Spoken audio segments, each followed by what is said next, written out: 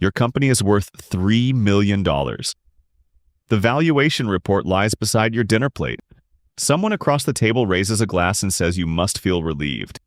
Finally wealthy, you smile. But your phone has just lit up with a payroll notification. 2 customer payments that were supposed to arrive today are still marked pending. Payroll of $68,000 must clear Friday morning. Your personal checking account shows $7,300. These numbers are fictional, but the arithmetic is immediate. The company holds significant value on paper. The cash required in less than 36 hours is somewhere else. You turn the phone face down. For the next 30 seconds, you nod as if you are still at dinner. Then you look again. One invoice says pending approval. The other has no update. Your thumb scrolls over the same 2 lines the way someone checks a locked door twice. Across the table, people are telling you what to do with your freedom. Travel more. Stop answering emails on weekends. Take the Friday off you have talked about for months. You agree quietly. The version of you everyone can see owns a $3 million company. The version under the table is counting the hours until employees open their banking apps and expect to see their pay. You leave before dessert. 20 minutes later, you unlock an ordinary office that feels smaller at night. Motion sensor lights click on section by section. There is no marble and no skyline, just a desk lamp, a silent printer, and a payroll envelope leaning against the monitor. The screen shows the same number, $68,000, scheduled for Friday. Your calendar contains a gray block you placed there weeks ago. It says off. You open it, delete it, and watch the space collapse back into the workday. Friday has not started. The business has already taken it. This is the first distinction outsiders rarely need to make. A valuation estimates what a business may be worth under certain assumptions. It is not the balance in your checking account. The company may possess loyal customers, contracts, reputation, and years of future earning potential. Yet tonight, it has a timing problem that the valuation report cannot solve. Real wealth exists inside the business. Real pressure exists beside it. Both can be true, but the person living between them learns that a large number on paper can make loneliness look like success. You call the larger customer's accounts payable department. A woman answers. She checks the invoice, apologizes, and says the payment was approved, but the next scheduled run is Monday. She is not cruel. She is following a process with its own calendar. You thank her because anger will not move that calendar by a single hour. After the call, you stare at Friday's date. The customer believes Monday is acceptable. Your employees believe Friday is the day you promised. The gap between those 2 reasonable expectations has nowhere to land except on you. That is where responsibility begins to feel like an enclosure. Not because employees are wrong to expect their wages, not because customers are malicious for having their own payment cycles. The pressure comes from being the point where 2 reasonable timelines collide. Everyone else can complete a step and go home. You remain available because the unresolved difference belongs to the company. And in practice, the company still means you. You started the business because you wanted to answer to no boss. Now you answer to every promise the business has made. The Federal Reserve Bank's 2024 report on payments helps explain why this tension is familiar. Customer payments are a primary source of cash for small firms, and slow-paying customers create challenges in some sectors. That does not mean every late invoice threatens payroll. It means an invoice can appear as an asset on one screen while remaining unavailable money on another. Recognition and arrival are not the same event. You reach the second customer only through voicemail. You leave a measured message, then draft an email that contains none of the fear rising behind your ribs. Before you send it, a message from an employee named Maya appears. Her laptop keeps freezing during client calls. She has a presentation Friday afternoon and needs to know whether a replacement was approved.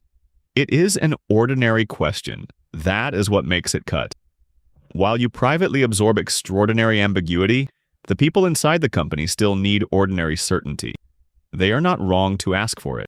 They need to know that their pay will arrive, that their equipment will work, and that the commitments around them mean something.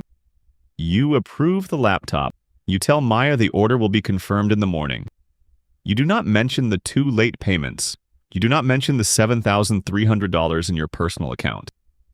Maya should not have to absorb every fluctuation before she can do her job, so you absorb it for her. This is responsibility lock. Once other people's wages, tools, and plans depend on your decisions, availability stops feeling like a preference. It begins to feel like a moral test. Saying "not now" starts to feel like proof that you are failing someone, even when no one person could reasonably handle everything. That weight can keep an owner at the center long after the company needs systems instead of a single decision maker. Every exception becomes personal. Every delay feels like evidence of character. You tell yourself that stepping away would be selfish. The company supports households, schedules, and plans beyond your own.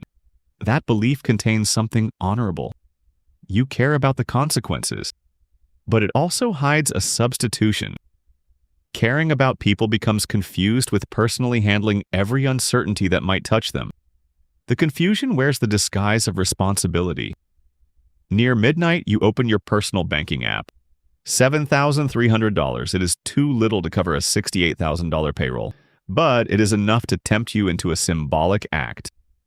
In this fictional story, you make a temporary personal transfer into the company account. Your thumb hovers over confirm. After you tap it, your personal balance falls. The boundary between your family's cushion and the company's survival becomes harder to see. The transfer barely changes the payroll total, but it changes something inside you. A business liquidity problem has become personal. Once that line blurs, it does not become clear again easily. The valuation report is still sticking out of your bag. $3 million. The number is far larger than the one on your phone. Psychologically, it is also louder. Once people hear it, they anchor to it. Your canceled Friday looks like ambition instead of necessity. Your worry appears irrational. Your reluctance to celebrate seems ungrateful. A large paper number changes how outsiders interpret your life, even when they cannot see the conditions attached to it. The valuation may still be meaningful. It may represent years of customers won, employees trained, and risks survived. The mistake is treating enterprise value as personal liquidity or personal freedom. What might the organization be worth? What cash can it use tonight? How dependent is it on one person? An impressive answer to the first question can conceal painful answers to the next two. The Federal Reserve Bank's 2025 report on employer firms offers broader context. Its 2024 Small Business Credit Survey gathered 7,153 responses from a nationwide convenient sample of small employer firms. More than half of respondents cited paying operating expenses or uneven cash flow as challenges. Rising costs were also widely reported. Because the sample was not random, those results are not exact estimates for every small business. But they show that the tension between ongoing obligations and uneven cash is not a private failure invented in this office. The owner sitting in the dark is not alone, even if the room feels empty. At 6:12 Friday morning, your phone vibrates on the desk. The second customer's payment was released overnight. You refresh the company account and watch the incoming amount appear. The first customer is still scheduled for Monday, but the overnight payment, combined with the company's existing cash, allows the fictional payroll to proceed. You confirm the file. For a few seconds, nothing happens. Then the status changes from scheduled to processing. You feel relief, but the relief is narrow and conditional. Relief means the immediate threat has moved. Freedom would mean your presence was not required to move it. At 8:40, Maya receives confirmation for the laptop. At 9:05, another employee asks whether payroll is on schedule. You answer yes. Nobody cheers. From their side, this is not a rescue. It is Friday and pay is supposed to arrive. Owners can navigate a private crisis while employees experience only the ordinary outcome they were promised. Neither side is wrong, but when you repeatedly perform invisible rescues, the company can appear stable while becoming more dependent on the person hiding the instability. The organization learns a quiet lesson. The safest path through uncertainty is to route it to you. Your reliability becomes structural reliance. You leave the office after lunch. The Friday you planned is gone. You tell yourself this week was unusual, but you can already name 3 other unusual Fridays. A customer emergency, a supplier mistake, a pricing exception only you understood. The team handles ordinary work well. What it cannot handle is the category called something different happened. Something different always happens eventually. Your day off is not protected by the average day, it remains exposed to the exception. This is the owner trap. It is a quiet ledger phrase, not an academic term. The business appears to belong to you, while every unfinished system makes your time belong to the business. The trap does not require a bad company or a controlling personality. It can grow from competence. You solved the first crisis because you knew the customer's history. You solved another because you remembered an old verbal agreement. Every rescue taught the organization that the safest response to uncertainty was to find you. Your usefulness became a routing rule. The trap also reshapes identity. At first you said, "I run the company." Later, without noticing, you began to say, "I am the company."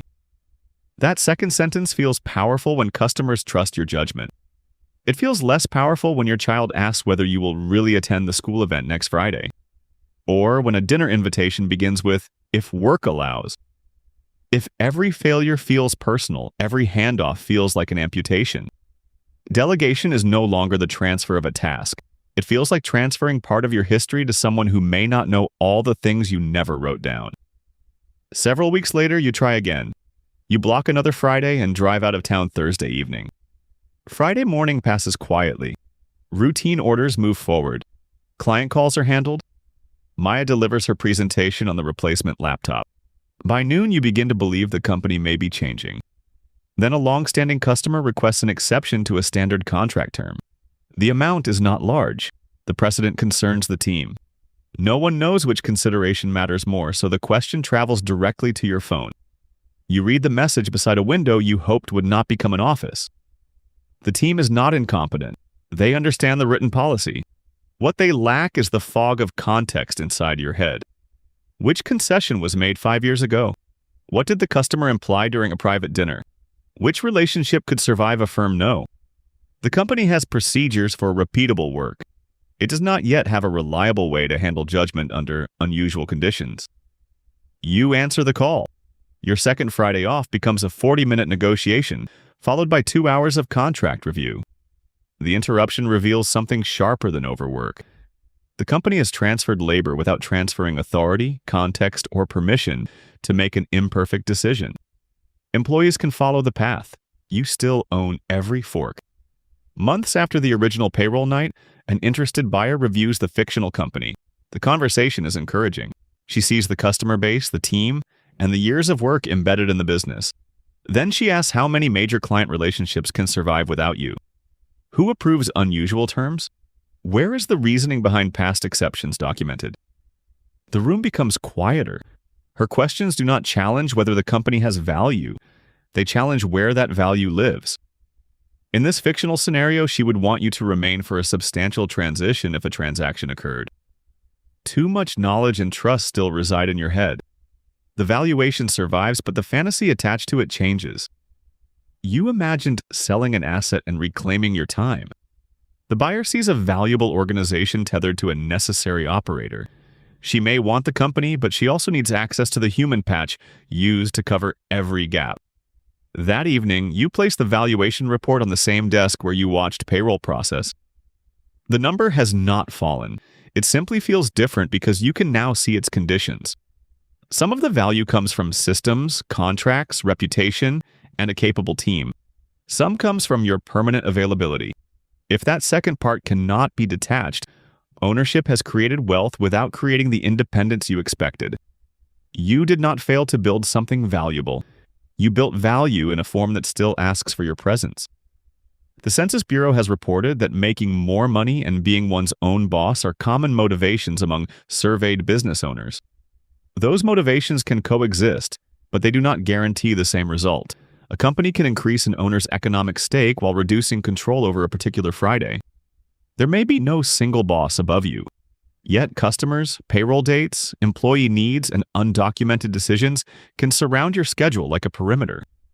Government surveys, including the Annual Business Survey, study employer businesses and their owners.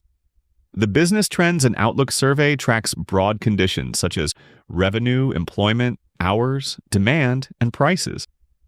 Those sources do not establish a universal owner stress statistic.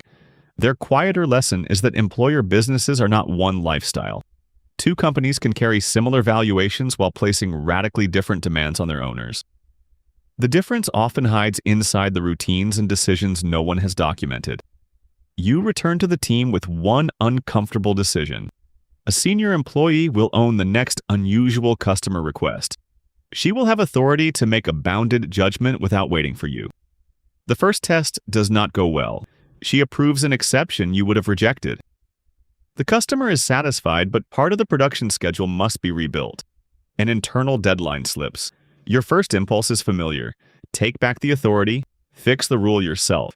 Treat the mistake as proof that only you can manage the complexity. Instead, you sit with the cost long enough to see what it means. The mistake is real. So is the learning. For years, you made judgments using context that existed only in your memory. Then you treated everyone else's lack of context as a lack of skill. Now the hidden reasoning has to become visible. You and the employee review the history. You discuss which signal she prioritized, which fact she did not know, and when a future exception should be escalated. The company pays a learning cost that your constant intervention had postponed. This time, the cost appears on a whiteboard instead of inside a midnight crisis. You do not leave the meeting feeling powerful. You leave with something quieter. The outline of an organization that can think while you sleep. There's no dramatic transformation. You still answer questions. The team still makes mistakes. No process can capture every relationship or eliminate uncertainty. But the location of uncertainty begins to change. Some unclear decisions remain with the people closest to the work. You feel less in control before you feel more free. That is the emotional reversal. Dependence on the owner can feel comforting because it makes the owner indispensable. Yet, indispensability is the very thing consuming the owner's time. Federal Reserve research on small firm operating and funding needs supports one narrow distinction. An owner's apparent wealth is not the same as the cash available for current obligations. Employer firm surveys have also continued to report cost, sales, and funding challenges among respondents. Different survey years should not be treated as one continuous panel, and convenience samples are not exact population estimates. The usable point is simple. A valuable enterprise can still face operating pressure. That pressure does not automatically mean the valuation is false. Another Friday arrives. The payroll envelope still rests beside the monitor, although most confirmations now happen on screen. The scheduled amount remains a serious obligation. One customer payment is delayed again, but the team notices early and follows the revised process. Maya answers a newer employee's routine question without involving you. The senior employee handles a customer exception, documents the reasoning, and informs you afterward instead of waiting for permission. You still see the messages because you are the owner. You are no longer the only route through which every message must travel. At 9:07, payroll clears. No one calls it a victory. Employees receive what they expected, and the office returns to its ordinary rhythm. The valuation report still says $3 million. It still does not mean you personally hold $3 million in cash. The company remains imperfect. It remains exposed to customers, costs, decisions, and the quiet chaos of human work. But this Friday did not require a fresh piece of your life to become ordinary. The payroll screen and the valuation report sit on the same desk. They are two separate measures asking two separate questions. What has the business become worth, and what can it do without consuming its owner's next day off? On the first Thursday night, everyone at dinner saw the valuation report. Only you saw the late payment notices, the payroll deadline, and the $7,300 in personal checking. Months later, those objects remain. But their relationship to you has changed. The report is no longer proof that you should feel free. The payroll screen is no longer proof that you must personally rescue the company whenever a calendar tightens. They are two gauges on the same dashboard. Learning to read them separately is not a lesson about getting rich. It is the slow, quiet work of untangling your identity from the machine you built. The company was worth $3 million. The unanswered question was whether it could survive one Friday without buying another day of your life.